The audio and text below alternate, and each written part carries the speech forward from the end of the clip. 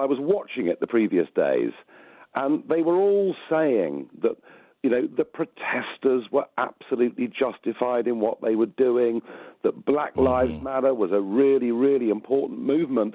And we just had the toppling of the first statue in this country, a statue in Bristol in the west of England, and a mob, an angry mob, tore it down, stamped on it, and then threw it in the sea. And I thought it's about time somebody put up a counter-argument. So I finished up doing it live. It was myself, Piers, Susanna, who works with him, and two other guests. One, a Black Lives Matter activist, the other, a so-called academic.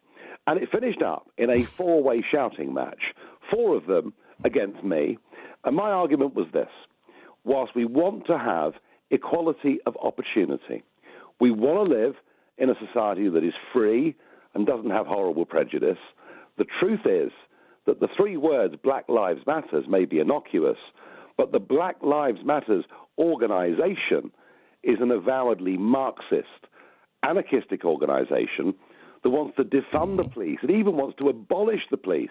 It wants to overthrow capitalism.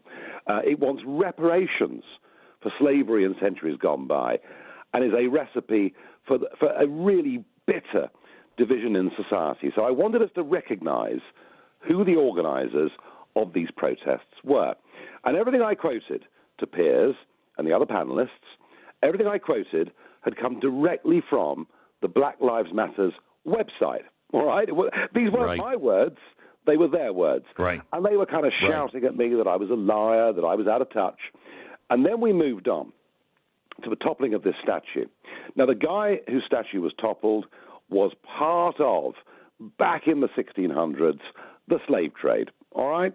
And let's just remember, every country in those days was involved in it. I'm not condoning it, but that's history. That's the world we lived in. And I thought that if statues should be removed, they should be done by elected city councils, by elected city mayors, with the consent of the people. But that if you allow the mob to do it, and if the mob hysterically tear down, screaming statues of people they disapprove of, that effectively is like the Taliban in Syria, destroying ancient historical monuments. This video appears to show members of the Islamic State, or ISIS, using sledgehammers to destroy artifacts at a museum in Mosul, Iraq, earlier this year. Some artifacts were thousands of years old. And I've been criticized for using the analogy, but I think it's a perfect analogy for what went on. And this led to, Piers making ridiculous comments like, would I want a statue of Hitler in London? And I mean, really low-grade stuff. But here's the key point. When YouGov polled nearly 5,000 people, and they asked them, did they approve of the way in which the statue in Bristol was removed, only 13%, 13% of people thought that was the right way to behave. So we've now got our biggest mainstream media programs openly supporting 13% of the population against 87% of the population. And so I don't regret for 1 minute making those arguments.